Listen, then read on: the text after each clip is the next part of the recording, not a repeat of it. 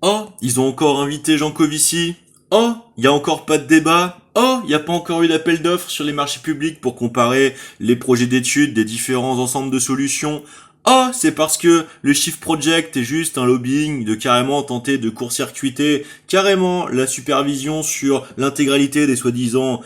totalité des alternatives possibles. Oh, c'est une immense escroquerie. Oh, il va falloir répondre. Alors, répondons par le menu. Vous verrez que même un citoyen lambda qui bosse juste ses dossiers, en fait, permet déjà de voir à quel point ce n'est pas du tout une question en fait de modernité. Le Shift Project, en fait, c'est juste une question d'immense escroquerie, de lobbying d'État pour faire semblant de faire de l'agitation, gesticulation, de faire quelque chose. Sauf que c'est pas du tout abouti. Et en plus, le problème, c'est l'autoritarisme vraiment caractéristique avec lequel Jean Covici en fait essaye d'être envoyé comme ça, comme grand moralisateur des foules, quoi. Alors je vais te dire, déjà Jean Covici, premièrement, ta nécessité de transition telle que tu la présentes, déjà je l'emmerde, et je vais t'expliquer pourquoi. Deuxièmement, si tu veux, le zéro carbone comme indicateur majeur en fait de la transition, c'est n'importe quoi, et je vais t'expliquer aussi pourquoi. Alors, premièrement, vérifiez tout ce que je vous dis, hein. Vous verrez que en fait il y a juste pas eu d'études nationales sur le sujet et encore moins en fait d'appel d'offres et que donc on n'est même pas en démocratie pour se faire intimer chez soi. Comment est-ce qu'il faudrait devenir le bourreau du monde alors que déjà la France est très bien placée parmi les émissions de base, quoi. Sauf que c'est pas du tout ça le problème, mais c'est pas grave. Alors le problème étant, déjà premièrement, pour commencer à l'origine de tout ce bullshit généralisé de cette putain de pseudo-nécessité de transition bas carbone de mes couilles, hein. Alors déjà le problème c'est pas le carbone, le problème c'est l'incertitude des conditions d'une évolution climatique ou pas, quoi. Est-ce que c'est lié à l'homme? Est-ce que c'est lié à la trajectoire du système solaire dans différentes régions du cosmos ou les voisinages de différentes étoiles changeant, toutes les conditions en fait stellaires sphériques changeant? Est-ce qu'on n'a pas des effets de bulles de résonance en concaténées les unes dans les autres, un peu comme les matrioshkas, qui finissent par aller jusque sur les précessions des équinoxes et les renversements des champs magnétiques, qui nous retrouveraient en fait même temporairement avec des inversions des topologies de la configuration actuelle du biotope planétaire, qui nous retrouveraient même un interstice de temps en totale vulnérabilité à l'intensité des rayons stellaires sphériques directement en bombardement direct, sans plus de filtration par le rôle géomagnétique de la ionosphère qui nous en protège la majeure partie du temps, hein, et on se retrouvait avec des épisodes en fait de maxi tempêtes solaires qui détruiraient, irradieraient la surface de la planète. Donc déjà en fait c'est un problème diagnostique à la base, c'est-à-dire que on n'a pas fini de faire le développement théorique, d'avoir la certitude à ce niveau-là, et donc on essaye simplement d'essayer de se servir de l'inspiration de ça pour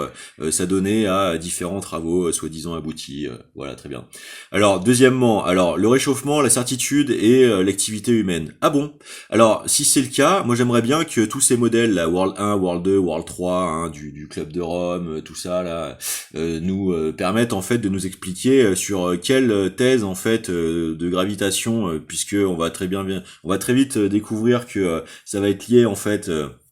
en physique et en cosmologie très lié à l'électrodensitométrie en fait moyenne de la densité de celle-ci pour ce qui est du champ électrosphérique, hein, et que du coup on va vite se rendre compte que les histoires de gravitation sont surtout des histoires en fait de lacunes de la densité électrique du vide, hein, la perméabilité électromagnétique du vide, hein, dans les équations, et que en fait on n'a toujours pas en fait de prix Nobel de la théorie de la gravitation, hein. Mais par contre on est censé savoir comment c'est une physique qu'on ne maîtrise pas qui est absolument à l'origine des modifications climatiques majeures. Eh bien non, c'est faux. Et la deuxième raison est que dans ces modèles numériques qui ont soi-disant permis de le calculer, en fait, quelle est votre formule de définition des clusters, en fait, des petites échelles de volume cube d'espace qui permet en fait de modéliser vos soi-disant prévisions sur les chaînes d'impact? Parce que si le modèle est pas valable, ça veut dire que l'intégralité de la modélisation n'est pas valable, hein. Or, comment les populations civiles peuvent-elles le vérifier? Voilà, je te laisse répondre, Jean Covici, hein, bon courage. Alors ensuite, donc les pompes à chaleur. Alors, Les pompes à chaleur, si c'est vrai que c'est un des seuls modèles qui génère des COP bénéficiaires qui du coup sont de très très bons générateurs d'interaction en fait d'échanges thermodynamiques au niveau de l'application des volumes d'atmosphère à transformer pour la résidence domestique. Le problème c'est que ça n'exclut absolument pas en fait la question de sa maintenance une fois installée, puisque maintenance plus cas d'usage, enfin installation plus cas d'usage, tu vas forcément à un moment avoir besoin de renouveler le parc. Donc en quoi les politiques générales d'installation de pompes à chaleur à grands frais de subvention d'État en fait te protègent des externalisations en fait de l'accès aux pièces et aux composants pour en assurer la maintenance si parallèlement tu délocalises absolument toute productique à l'extérieur et que tu vas avoir besoin en fait du fossile pour en faire les grandes dorsales de transport pour les approvisionnements. On voit bien que ça ne change en réalité absolument rien du problème et que tout ça est juste de la gesticulation d'enfumage total du Pékin moyen qui n'imite rien, alors que dès qu'on met les mains dedans 2 secondes, on voit à quel point c'est un ramassis de conneries en fait. Hein? Je vais te dire ce que c'est la véritable solution thermodynamique, c'est le puits canadien, hein, qui a même pas besoin de parts mécaniques pour assurer les échanges thermiques naturels entre la profondeur du sol et les échanges atmosphériques.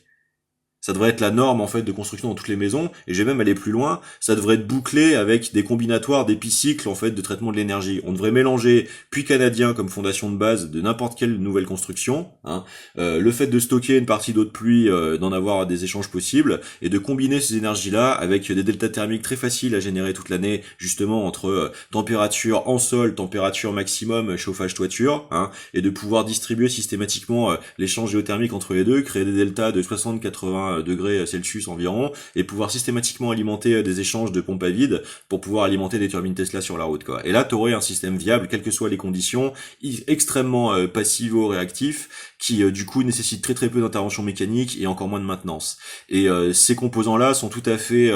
printables et régénérables à l'infini avec des extruders, des imprimantes 3D et le fait de cycler le pétrole déjà existant.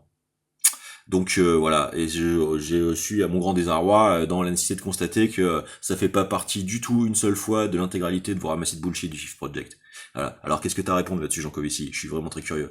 Ensuite, pour ce qui est la question des barrages. Alors les barrages, effectivement, et les barrages ont une utilité bien spécifique à la base. C'est que c'est pas l'approvisionnement de grands pans de la grille de la consommation électrique nationale, c'est surtout des nécessités de très grosse puissance pour les anciennes activités de la sidérurgie, par exemple, qui nécessitaient des puissances électriques conséquentes pour alimenter les poches de fusion et permettre le développement industriel. Et effectivement, les barrages, c'est extrêmement préoccupant, puisque même une fois construit, la durabilité de l'édifice, en fait, va nécessiter extraordinairement de surveillance et de maintenance de tout le pourtour et les environs immédiats de l'intégralité du site, donc ce qui sont des volumes extraordinairement conséquents, sans parler de ceux du béton, et qui du coup avec l'usure va commencer à créer des micro-infiltrations de partout et va nécessiter systématiquement en fait le renouvellement de nouveaux travaux de consolidation éternelle, et du coup à terme devient effectivement une très très grosse menace, quoi. Donc la solution pour pallier à tout ça, c'est du coup le manifold transmitter qui est un petit peu comme des chambres à résonance en fait de laser, comme on le fait en optique, qui permet en fait de concentrer par épicycle, pareil, hein, de condensation successive, la pompe de la charge électrostatique de l'atmosphère pour le transformer en courant, quoi. Ce qui est tout à fait possible à architecturer en cascade avec des effets de volant inertie et des transformateurs de démultiplication, et ce qui devrait être en fait véritablement le véritable nucléaire, quoi. Alors pourquoi? Parce que le nucléaire, lui, a un énorme autre problème, c'est que la génération des déchets, qui ont une durabilité extraordinairement coriace, dont la période de demi-vie c'est des centaines de millions d'années, c'est-à-dire que les déchets, une fois avoir réagi les crayons d'uranium 235 et de MOX, du coup deviennent radioactifs. Et donc quand ils deviennent radioactifs, ils deviennent du coup émetteurs de bombardements mortels divers, hein, comme des rayons gamma, etc. Et qui du coup nécessite toute une chaîne de logistique, de traitement, en fait, de gestion, de savoir de quoi faire ces déchets,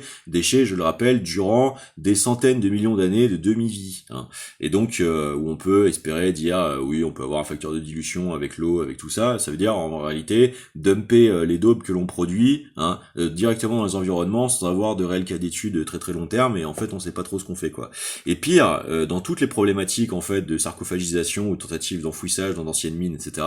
Le problème, c'est qu'on gère absolument pas le risque de modification par catastrophe naturelle. naturels, donc comme par exemple un tremblement de terre. Et même pire que ça, c'est que quand bien même ce risque-là serait géré, l'idée même de l'approche de la sarcophagation en béton, en fait, est moins résistante durablement à l'érosion que la durabilité de périodes d'existence radioactive du déchet produit. C'est-à-dire qu'à la fin, le rayonnement systématiquement relâché par le déchet produit par la chaîne de production nucléaire continuera d'accélérer le grignotage du béton et finira par se délivrer avant que la radioactivité soit dissipée. C'est-à-dire que en fait,